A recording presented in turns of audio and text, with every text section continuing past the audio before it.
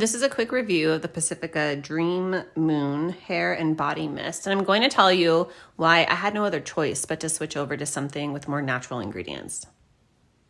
It's a pretty standard bottle in terms of packaging. One thing I want to point out is you can open this. And the reason why I'm talking about that is because I saw in the reviews somebody talking about the fact that it was hard to get it to spray. I haven't had any issues with that, and it's a very fine mist, which means that this is going to last me forever. But one tip I want to point out is I've had that same issue with other products in the past, and sometimes air just gets kind of sucked out of this bottle, and you need to just open it to put a little bit more air back in there. And once you do, then everything seems to be working properly.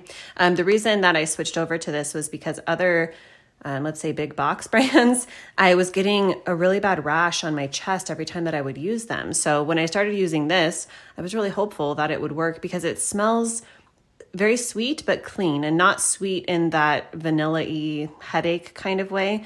It's not something, it's something that seems to complement my skin, and it lingers all day long for me, which I can appreciate. I have put this in my hair. I haven't had any issues with things drying out or anything like that. So hope this helps somebody.